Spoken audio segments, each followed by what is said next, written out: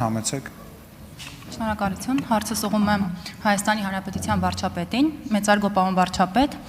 ընտրություններից առաջ բազմիցս խոսել եք պատերազմի եռագլուխ կուսակցության վերաբերյալ, եթե հանկարծ ստացվեր այնպես, որ նրանք իշխանությունը զավթեին, մեզ սպասվում էր պատերազմ, եւ արդեն ընտրություններից հետո մենք կարող ենք գնահատել, որ եւ պնդել, որ մեր ժողովուրդը եւս այս վտանգը տեսել է եւ իր քվեով տեր է կանգնել խաղաղությանը եւ կարող ենք ասել, որ ժողովուրդը այնպես է արել, հա կանգնեցրել է այդ պատերազմը։ Խնդրում եմ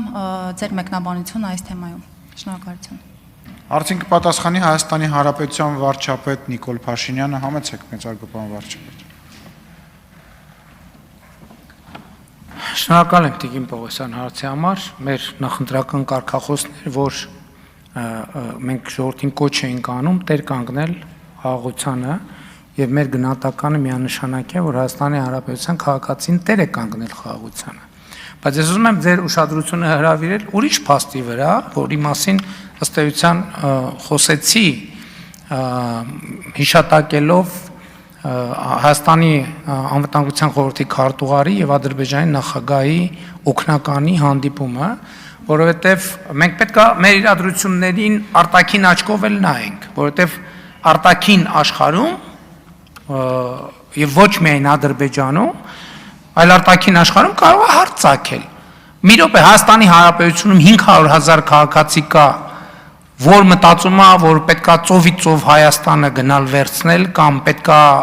Ղարաբաղը հետ բերել, կամ պետքա գնալ Ղարաբաղ, կամ պետքա վերանայել խաղաղության համաձայնագիրը եւ կամ ինչ որ գրած է խաղաղության համաձայնագրի մեջ, ոչինչ մեկա մենք դա չենք անի, 500,000 քաղաքացի կա այդտեղ։ Հասկանում եք, եթե ընկալումը լինի այնպես, որ այդքան մարդ կա,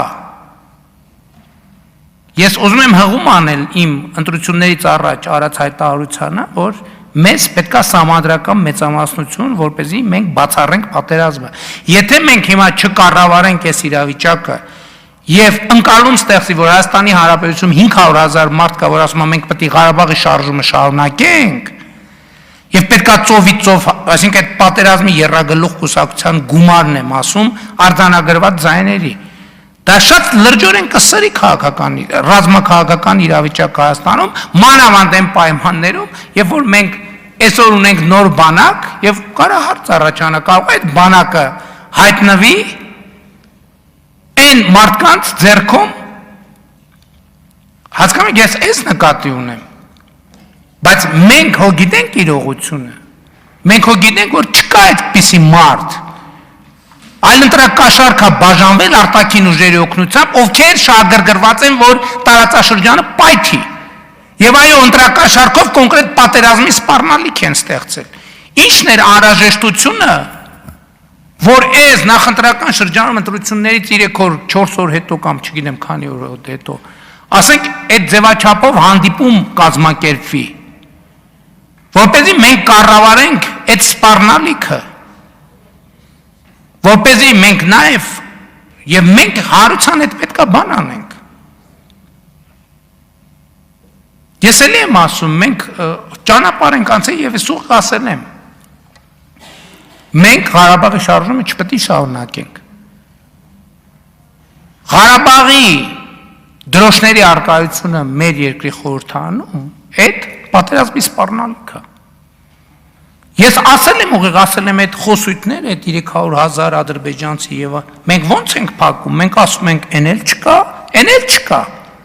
Երբ որ այս դրոշը մարդիկ դնում են այս սեղանին, իրենք դրանով բացում են, սադրում են այդ խոսակցությունը։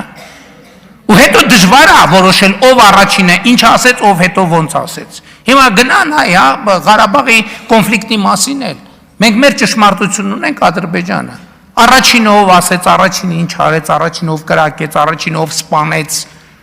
Բայց մենք մեր ճշմարտությունն ունենք եւ հավատում ենք այդ ճշմարտությանը։ Բայց իրանք ճշմարտություն ունեն, որ հավատում են։ Խաղաղությունը սրա մասին է։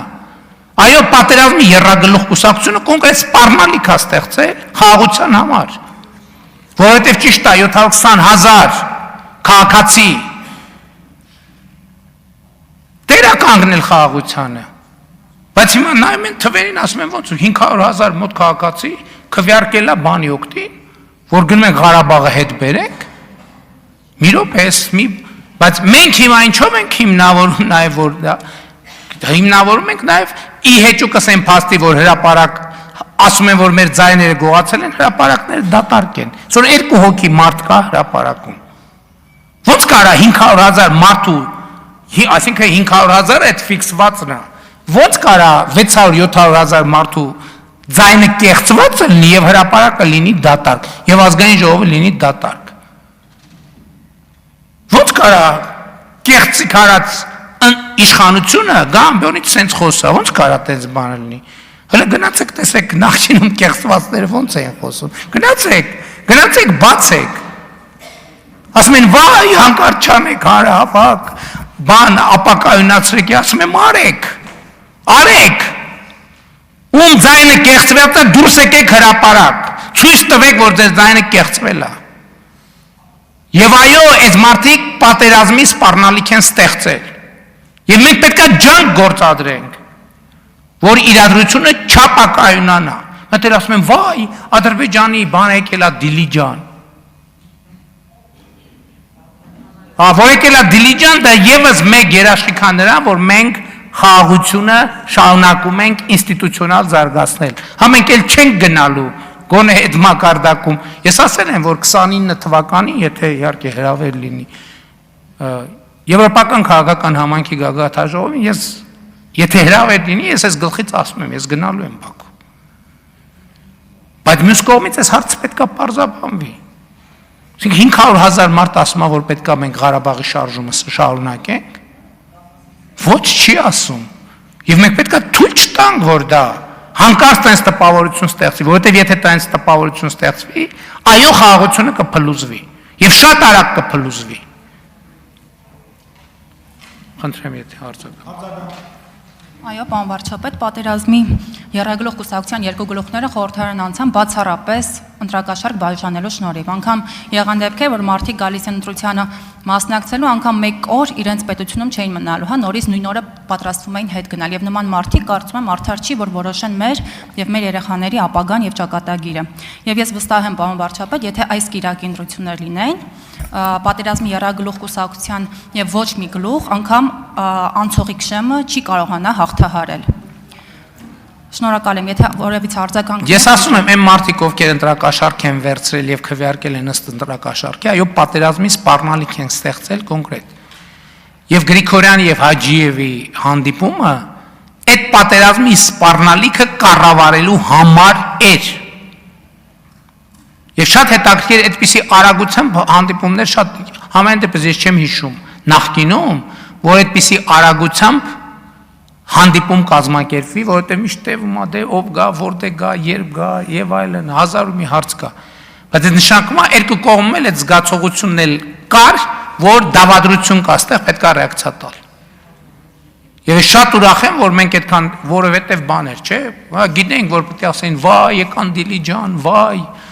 բա սենց կլինի, այնա 300,000 ադրբեջանցիներից առաջինը արդեն եկավ, ասել են, հա, ես մեր հաճախորդներին չգիտեմ։